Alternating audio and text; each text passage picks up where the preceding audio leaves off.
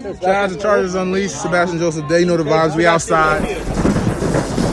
You're listening to the Chargers Unleashed podcast with your host, Dan Wolkenstein and Jake Hefner.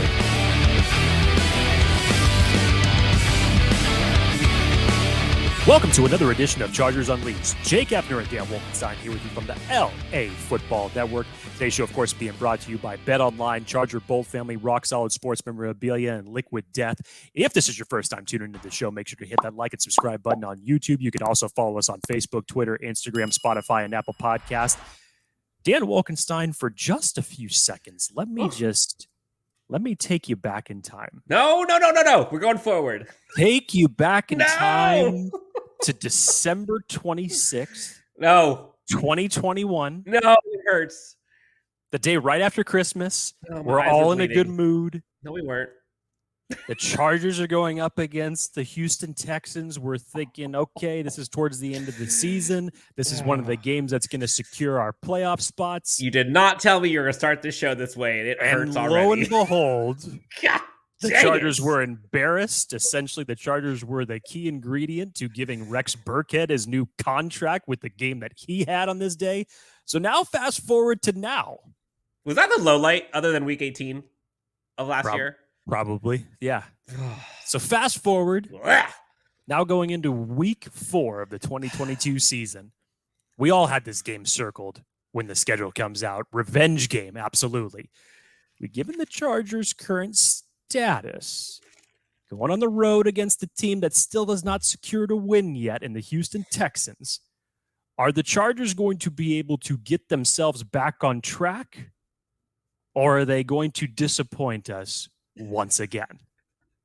Dan Wolkenstein, please pick up your positivity flag and carry it. What an intro. Welcome to Chargers Unleashed. Thank you for joining us. Again, first time coming in, of course, hit the like and subscribe. We're here for you guys. Look, it's a new week. Tons to get into this week. We're going to go into, obviously, injury updates, which there's a ton to go into. We also got some roster updates as well. Some new guys added, some guys now on IR that were subtracted. But of course, we've got to get into the week 4 preview, all things Houston Texans, Los Angeles Chargers, offense versus defense on both sides, bold predictions, keys to the game, and final score predictions we'll get into. Jake, before we get into the opposite of how I feel right now, I feel great, through the moon, feel wonderful. Liquid death was how everyone felt last week or so. Before we talk about liquid death, Jake, I think it's time. We have kind of put this on hiatus a little bit. The Chargers Unleashed hotline we have not used this season, and to the fault of our own, we'll fully accept that we haven't really even talked about it. I think given how many feelings there are, Jake, I feel like we got to bring it back. So we are now officially bringing back Chargers Unleashed hotline for the 2022 season.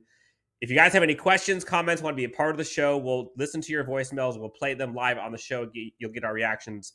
323-374-5651. Chargers Unleashed hotline. Give us a call.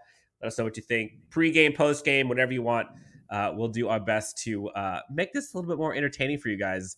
Because I remember last year, Jake, there were some kickers that were pretty good. But, Jake, liquid death, murdering thirst, helping the planet. Friends of ours sponsor the show. Talk about them.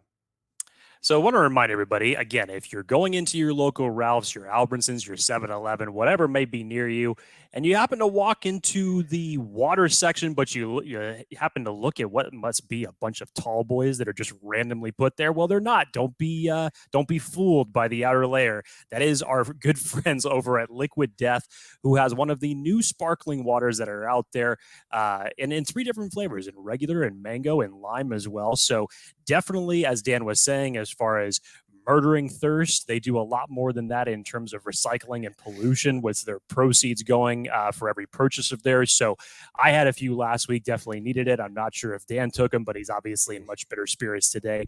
But make sure you go on over to liquiddeath.com/LAFB. Go get yourself a tasty refreshment of Liquid Death and do it today. If you guys want to look cool, like all you got to do is go get some tall boys from Liquid Death, go to the bar, pretend like you're drinking, get crazy. You could be like the black box that everyone doesn't want to have in their group, where everyone else is getting drunk, getting crazy, and you're the one that has all of the memories. You got your tall boy. Liquid Death. They'll help you out. Jake, I don't know about you, but real quick on that.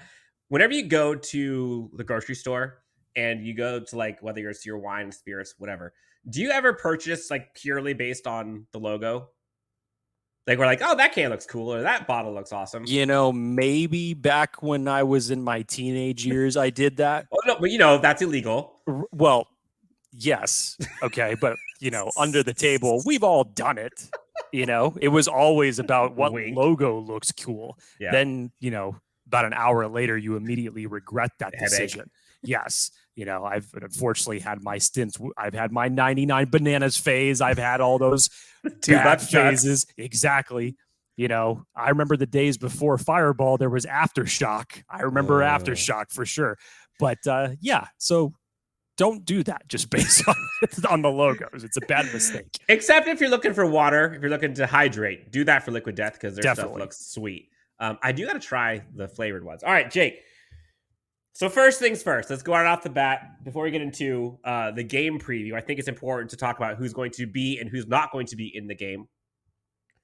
Tons of updates that we got from the coaching staff this week on health updates. So real quick, Jake. Keenan Allen, back at practice. Donald Parham, back at practice. Corey Lindsley, back at practice. Huge. Which is arguably probably the biggest one. Kenneth Murray seems to be fine. I know I'm missing one. Justin Herbert obviously has no setbacks. J.C. Jackson was back at practice. That's the other one. So those are all positives. Now, if you look essentially all limited, but yes, all positives. If we look at this as in a macro sense, Jake, all of what transpired last week, obviously the loss sucked the Jaguars, but you lose Rashawn Slater for the year, you lose Jalen Guyton for the year, and you lose Joey Bosa for seemingly 6 to 8 weeks. So could have been worse to Joey Bosa, but the Rashawn Slater news, not good. You now heard from Brandon Staley that Jamari Salyer, the rookie, is going to be starting at left tackle, which I know is a pleasant surprise to a lot of folks, Jake included. So realistically, biggest impacts, Rashawn Slater not going to be there. Joey Bosa not going to be there for 8 weeks, 6 to 8 weeks-ish. I'm just projecting. Otherwise, the hell on earth, hell's frozen over, we're all done for 2022. That can kind of be stymied a little bit because you're getting most of your squad back. So, yes, injuries happen in the NFL, but the Rashawn Slater one was horrible. That one sucks. But if we can get average from Jamari Salyer, if we can keep the same Trey Pipkins, it's not the best, but you can make do with worse. You've seen NFL teams succeed with worse offensive lines than that. Again, they have Corey Lindsley. They have Zion Johnson. Trey Pipkins has actually been pretty above average right now. Like, you'll take that. So they're not terrible. They were terrible last week, obviously. But look who was there. Look who's not there anymore. So, Jake, overall, big picture, before we get into the actual specifics of offense, defense, and stuff, what were kind of your big takeaways from either the injury updates, transactions? I know we got some new guys on the team now. Biggest takeaways you got? I mean, you kind of hit the nail right on the head. When you are starved for good news, as this Chargers fan base has been essentially over the last 2 weeks, that your fan base goes into a frenzy when they find out that your left tackle for this upcoming game is not going to be Storm Norton. It's kind of funny. You knew you just needed something. Just give them something at this point to put them in a much better mood. Look, I tweeted this out yesterday. I was very surprised that they decided to make this move. I was very surprised that Brandon Staley chose to do this because he has stuck with Storm Norton for essentially a year and 3 games now. And I personally thought that he was going to favor experience in his system, so he would have moved Trey Pipkins over to the left side, inserted Storm Norton over to the right, and you were going to go with that project all over again, essentially. And I was very happy that from a guy in Jamari Salyer, that the hype that has been around him since he was selected by this team, what we saw from him in the preseason, I know that he is best suited as a guard. No question about that. You're not going to get the type of Rashawn Slater production inserting him at left tackle, even though he is has had some experience at left tackle. What was it, 20 games in Georgia that he played at the left tackle position? So he does have experience in doing that. He is your guard of the future. In my opinion, he's the Matt Filer replacement when that day finally comes. So I was just very impressed to see a little bit of shift in previous continuity that Staley had shown. So maybe it's a sign that he might be learning something in this circumstance, because there has been enough unfortunate reps for Storm Norton in this offense. And when you're talking about having a blindside protector that is protecting your quarterback that is already banged up, you can't afford that if your plan is to make a playoff push here and get some wins under the belt. 100%. I agree. I think that was refreshing to see. You and I kind of talked about it offline. Like, the expectations and the hopes for Jamari Salyer are high. I think they should be tempered a little bit, but worst case scenario, he is as bad as Storm Norton. And that is the worst case scenario. Would you agree? I mean, yeah, it's the worst case scenario. Yeah, sure. Because I'm saying the bench, you can't get worse than what we have experienced the last few weeks. Correct. And if you're picking a game to get yourself ramped up from a number of different aspects, i.e. this game for Jamari Salyer, possibly getting your run game going again, this would be one of the games to do it in against the Houston Texans. So, yes, you hope for better. Let's not expect the moon from Jamari Salyer going into this game, but I would hope to expect an improvement over what was there previously. Sure. So last bit of news in terms of updates before we get into the game preview. Jalen Guyton out for the year, 20 ACL. Chargers brought in wide receiver John Hightower from the Eagles, who has some deep threat capabilities. I think he's 6'2", 190. You've seen some splash plays from him. I was looking at the film. Honestly, Jake, the one thing that I saw that kind of stood out more than anything with him was, man, Justin Herbert so much better than Carson Wentz. If you go back and watch some of the film, you're like, that's a bad throw. That doesn't give him a chance. There were some times where you saw some issues with drops, especially some in traffic, but more glaringly was how many throws were targeted to him that didn't even give him a chance. Yeah, I'll be interested to see what the Chargers do moving forward, because obviously they signed John Hightower to the practice squad this week. They elevate Jason Moore to the 53-man roster, essentially as the Guyton replacement, I'm assuming, for a downfield Which he is threat. So not that. No, he's not that. He's not that. So again, I'm curious to see that. I know a lot of people are saying, where is Michael Bandy? And again, it's with Keenan Allen returning, with what you have in DeAndre Carter. Unfortunately, just from the slot standpoint, it may take a while to get Michael Bandy elevated to the 53-man roster as it stands right now. Yep. Yeah, so Richard Rodgers was also elevated as well from a tight end perspective. I think, did you mention that? I may have just doubled up on what you said. Didn't mention that, no. Okay. So, look, it's going to be interesting to see. For the record, my personal belief, Chargers it'd be advantageous for that team if they were to call up Michael Bandy, they had DeAndre Carter, they have Keenan Allen, and dink and dunk the hell out of every football team and bleed them all the way through until you get to the red zone. And then now you got Jamari Salyer, Zion Johnson. Hopefully you got Corey Linsley here. You got enough push to be able to, in theory, you should be able to get a damn touchdown on the ground. That's my recipe. I don't think the recipe to success, if your offensive line is not doing well or if your quarterback is injured, is to go to find speed and try to chuck it 50 yards when your quarterback doesn't have time. I just don't think that's the solution. The solution is fix your damn running game. The running game is atrocious. Well, absolutely that. So this was interesting. This was from Eric Smith earlier today, talking to Joe Lombardi. Lombardi had said, this was the actual tweet from Eric Smith, said that he was probably a little cautious early on Sunday with so many unknowns with Justin Herbert's injury. Says that he should have been more willing to push the pace and said that that will not be a problem going forward. So I'm sure a lot of people have that tweet bookmarked for for if and when that ultimately They kept the ends up receipts happening again. Yes, they're keeping the receipts on that one for sure. So, I get it, Dan, and I understand your approach on this. And with an injured quarterback like this, it's not the worst idea, but you essentially have to guarantee yourself that you're putting points on the board when you get in the red zone, when you're matriculating down the field like that. Sure. You have to obviously have a defense that can also be capable of taking away the ball, stopping on third down, fourth down, what have you, and just take that whole facet away. And if you can keep scoring a la the old school New England Patriots, yeah, that's an interesting game plan to do. So, again, this is another opportunity going up against a Houston Texans team, especially from a rushing standpoint, that have given up major chunks of yards through the first 3 weeks of the season. This is an opportunity for you to get your run game in order, to get a more balanced offense.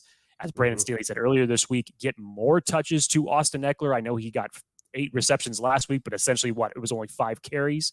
You are, from a rushing standpoint, you're just not getting it done right now, and you need to get that fixed.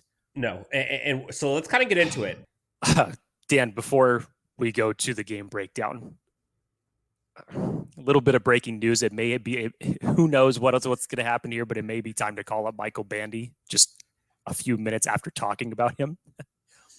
Jeff Miller just tweets out, as we speak right now, Chargers wide receiver Keenan Allen has just left practice with the trainer. I have no more context other than that. Doesn't talk about, didn't say did he go down, didn't say what he was grasping, didn't say if he was limping off the field. It literally just said left practice with a trainer. That's all I know. So once again, you cannot make this up from the Charger injury standpoint right now. It is ridiculous. All right, well, let's all say a prayer. Let's all put a prayer circle that Keenan Allen just need to go to the bathroom. Who knows? Oh man. Okay, so Jake, I think to kind of extrapolate, in my opinion, the recipe for success for a team who is battling with an injured quarterback and a suspect offensive line that is from a pass protection perspective is you need to be efficient short throws. You literally have the guys to do that in-house. Jalen Everett, yak machine. You've got DeAndre Carter, very, very good production, and is a playmaker. You've got Keenan Allen, in theory, and Michael Bandy for underneath, always open. Then, if you need to, you've got chunk play abilities with a Mike Williams, Josh Palmer, or if you want to kind of do slants and ins, you can go that route. And then you got Donald Parham, who is a red zone mismatch, coupled with the fact they have arguably the best red zone quarterback in the NFL in Justin Herbert. That is how, offensively, at least through the air, you win. And then if you can establish some form of identity on the ground, you're in business. Will they do that? Time will tell. Jake, all right, let's get into it. Game preview brought to you by our good friends over at Bet Online. Jake, over, under, how many rushing touchdowns we see in this game? I'm going to go total. I'm going to go total. I'm going to go 0.5. For context, Chargers have not gotten one in the NFL so far this season. Houston, I believe, has had one, maybe two. No. Houston's had, let me just see here. I think you're right. I think Damon Pierce has been the only one that has scored their rushing touchdown, I believe. They have one. Yep. They have one rushing touchdown. They have one, and they have given up 3. So in 6 combined games between the two teams, they have gotten 1 rushing touchdown. I'm going to put the line at 0.5. Jake, over or under? God. I'm going over. Sorry, I'm already kind of deflated from what was just reported. No. Come on, let's go. But let me try to pick myself back up here. I'll give them the 1. I'll give them the 1 and say that they get 1 because they have to get their running game going. They have to against a team that has given up, I think it's just over 600 yards rushing through the first 3 weeks. It's ridiculous. Absolutely the worst. There is no excuse that you cannot get your running game back on track in this game. So I'll give them 1. Okay. All right, fair enough. Let's see if BetOnline has that spread. Well, But Jake, talk about BetOnline. Let's get some people some money. well, yeah, I could use some money after this Keenan Allen news. So, BetOnline is the fastest and easiest way to wager on all of your favorite sports contests and events with first to market odds and lines. Find reviews and news for every league, including Major League Baseball, NFL, NBA, NHL, combat sports, esports, and even golf. BetOnline continues to be the top online resource for all of your sports information from live in-game betting, props, and futures. Head on over to BetOnline today or use the mobile device to join, and we will make your first sports bet. Or not we will, you will make your first sports bet. Use the promo, use the promo code BELIEVE50, that's BLEAV50 to receive your 50% welcome bonus on your first deposit. Bet online where the game starts. All right, Jake, let's get into it. Chargers offense, Texans defense. It's kind of interesting because you're kind of seeing a little bit of good on good, but then you're also kind of seeing some bad. Their Texans defense overall, if you just look at it, tail of two halves, passing defense, pretty darn good. Rushing defense, god awful. Like, awful. Now, you pair that with the Chargers offense. Like, the Chargers offense, passing offense, is actually pretty good. So, good on good. Good Chargers offense, some passing. Good Texans defense passing. Bad Chargers offense, rushing, terrible. Rushing defense for the Texans, brutal. So, just to kind of give some context here, Jake, the defense, you mentioned it, the defense for the Texans have given up over 202 yards per game rushing, which is the worst in the NFL. Over 600 yards rushing, worst in the NFL.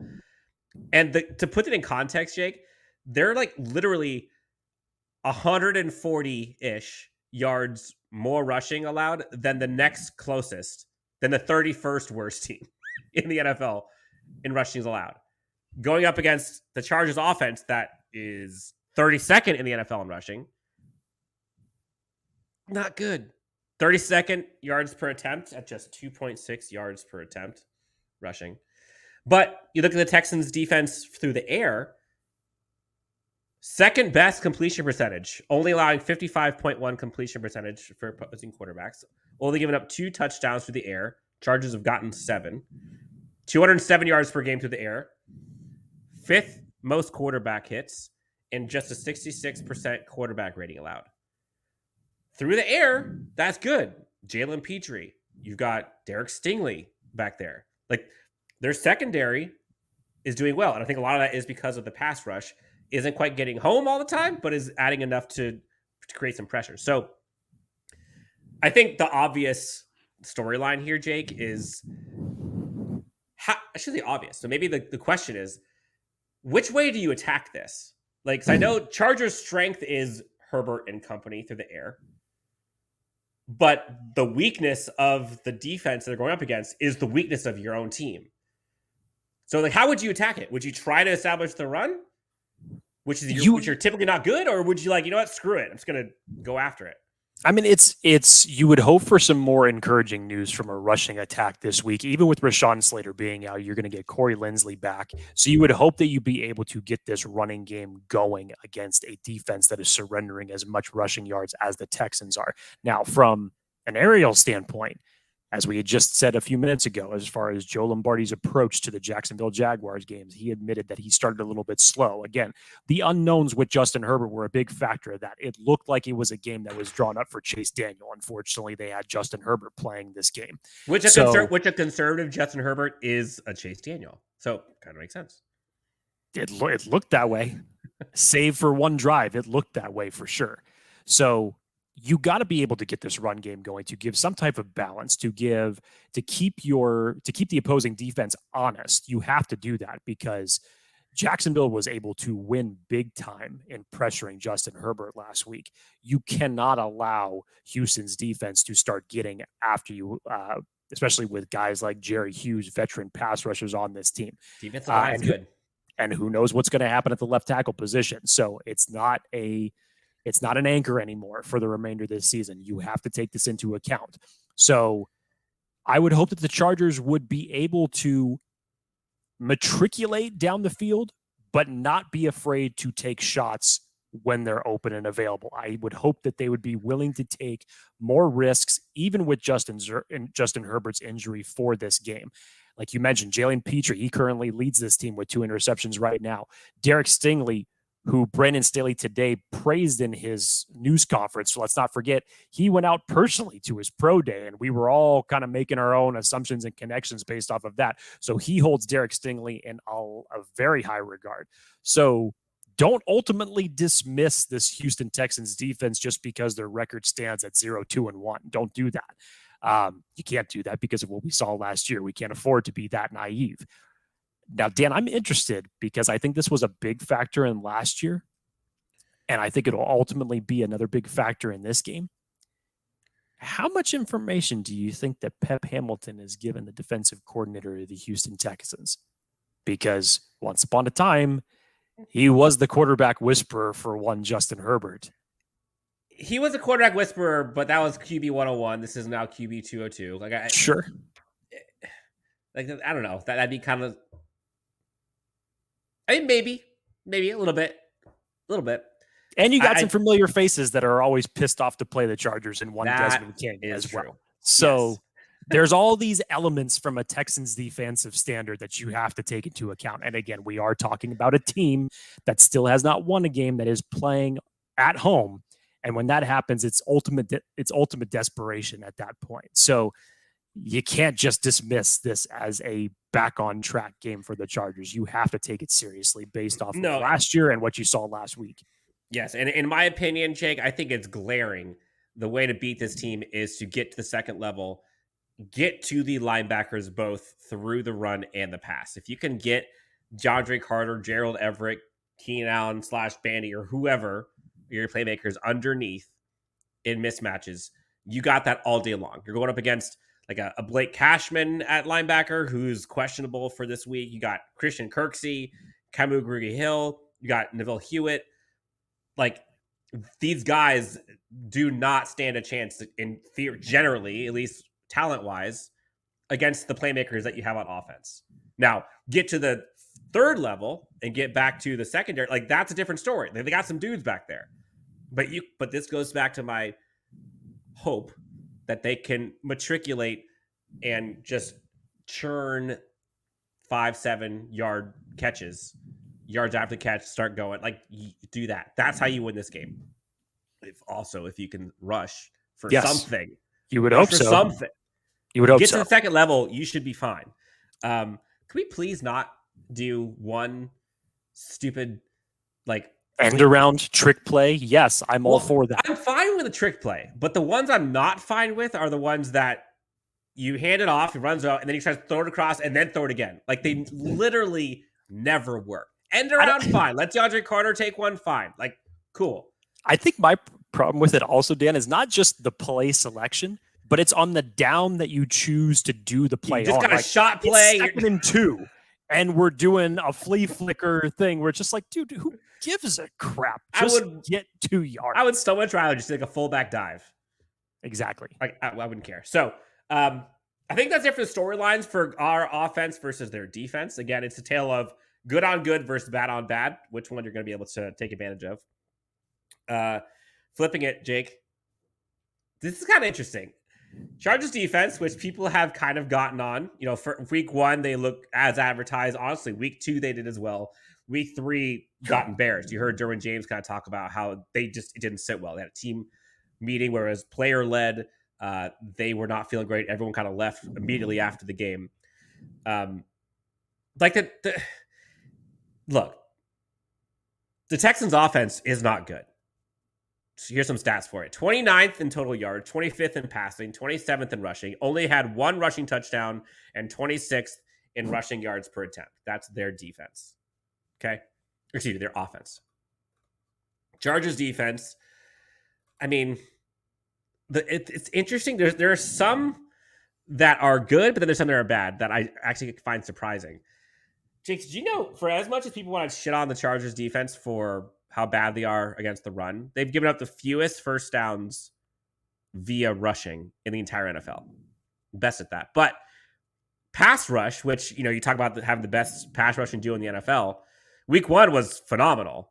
And then from a statistics perspective, Jake, the Chargers are 5th worst in the NFL in hurry percentage at just 4.2% and 5th worst in pressure percentage at 16.8.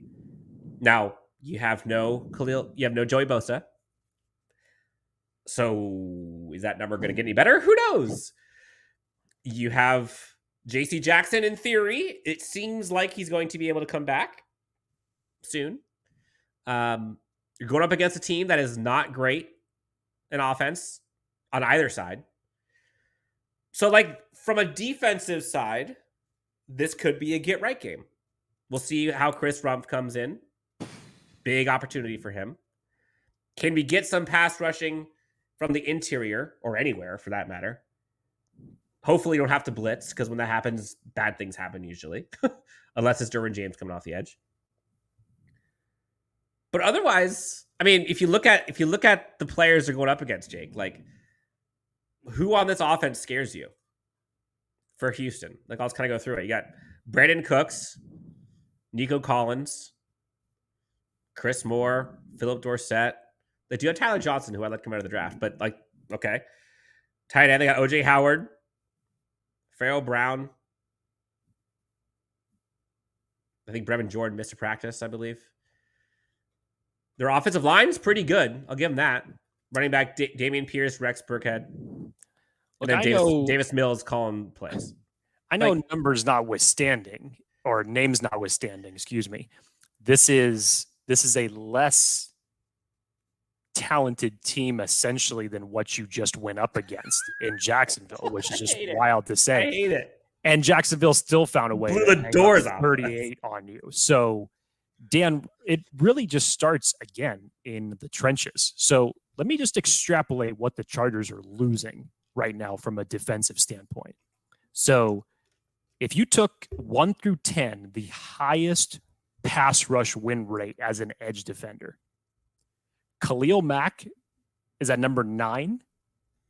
Joey Bosa was number 8. So you lost the number 8 win rush guy as a defensive end for your team. So that's out of there. You have to find a way to replace that in some form or fashion. We'll see if Chris Rumph ends up stepping up in that regard. Who knows if they would possibly thinking about using Morgan Fox more at the edge, because his win rate percentage during when he's in the game has actually been pretty good. Highest run stop win rate as an edge defender, Khalil Mack's number 7. Joey Bosa wasn't in the top 10 on this, believe it or not, but Khalil Mack was number 7. Now, here's where it gets interesting, Dan, because despite all those weapons that you talk about, or to some people lack thereof, the Houston Texans offensive line actually isn't that bad.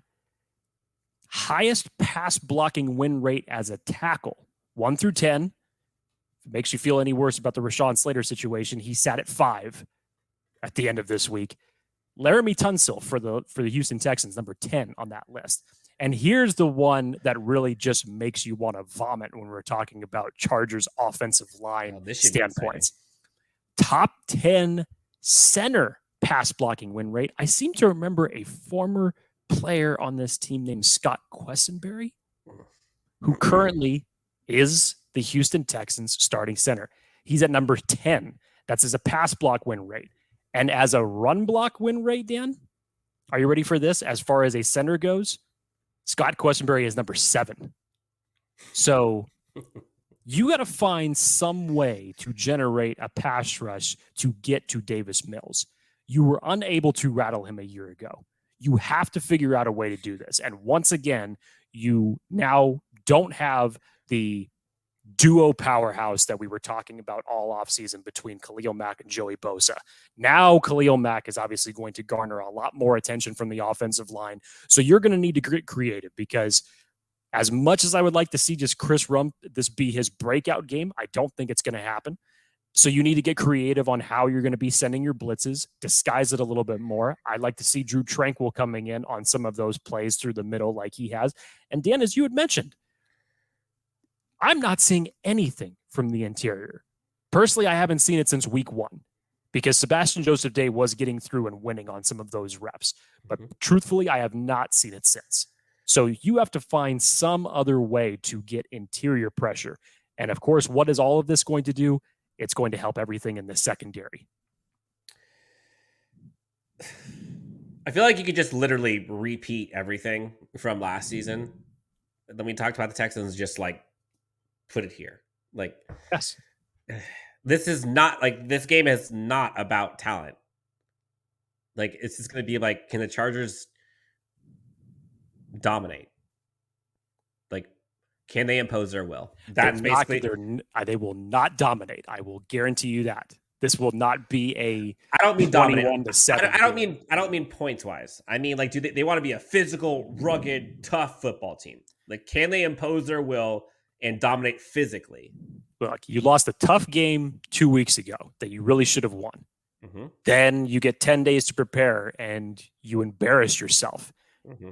If the indication that we all heard about in Sebastian Joseph Day calling a team meeting right after that game and the Chargers all hauled ass out of that locker room in record time fashion, I expect to see a reflection of what that meeting actually meant.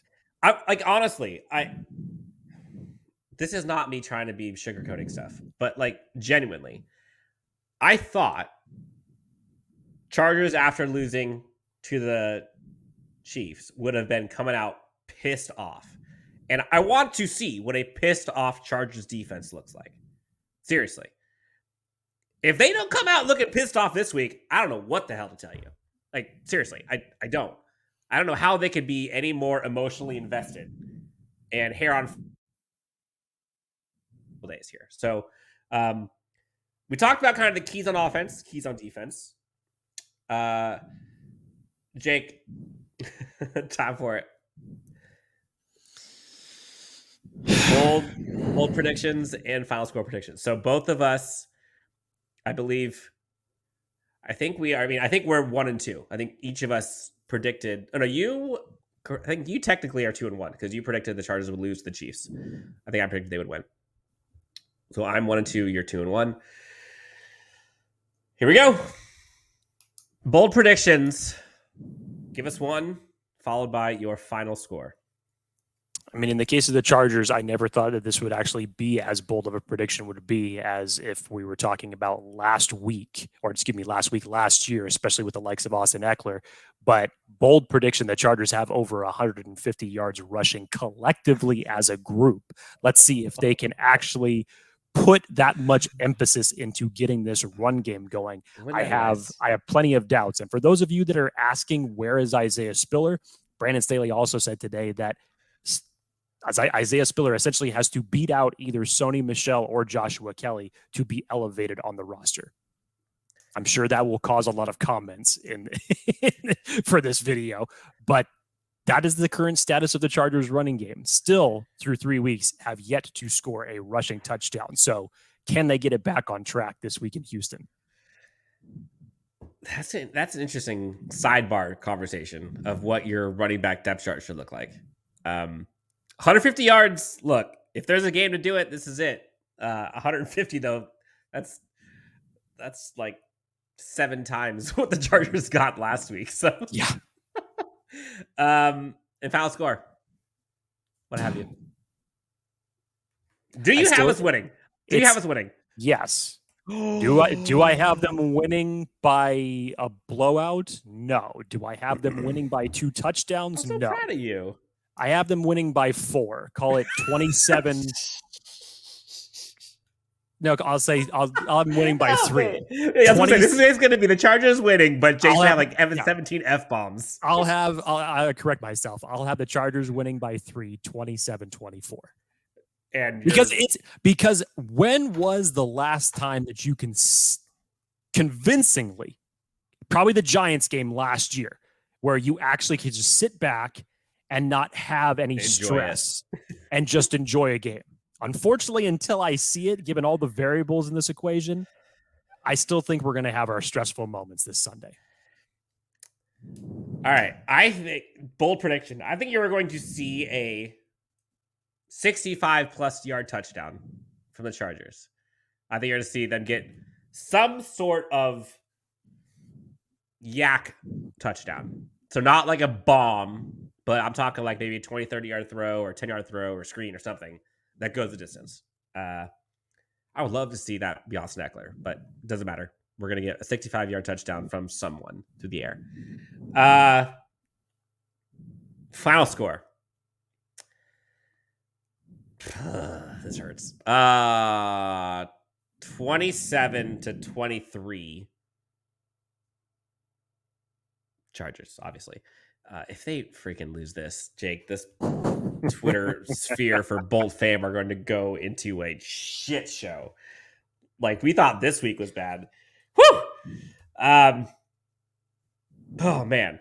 Okay, so quick before we get Alex. Oh, I can't even say her name because she'll start talking back to me. Have you ever tried to do that before? Yes. Shut up. For those listening, I just got berated by my ALEXA sitting next to me. Couple housekeeping items. Jake, Rock Solid Sports Memorabilia, they have a LaDainian Tomlinson signing going on next month, I believe. For folks who have any questions or want to set something up for themselves, give us a DM, send us an email, or give out a email to jrock, at rocksolidsports.com. Again, or DM us for more information. We put out something on our on our Twitter handle that talks about the details. Again, LaDainian Tomlinson signing coming up next month. You can get memorabilia signed by him, GOAT, Hall of Famer, Chargers legend. Jake, anything else you want to tell the great friends before we head out of here and cross all of our extremities in hopes for a Chargers victory to settle this place down? I just hope we're back here next Monday in a much better mood. There's the optimism. I love it. If you want to call that optimism, sure. That's as close as you're going to get to Jake Hefner with that's optimism. The best you're going to get from me right now. That's fair. That's fair. All right, for Jake Hefner and his flooding of optimism coming through the screen, you can find him at Jake D. Hefner. Oozing out of my pores. For the rest of it, you can find at Dan W. Sports. Guys, thank you so much for tuning in. Have a great weekend. Oh, by the way, if you're still listening, we got a very, very fun episode coming out tomorrow. So stay tuned for possibly a special guest. We shall see. Enjoy the afternoon. Enjoy your Thursday night football. And we'll talk to you next time on Chargers Unleashed.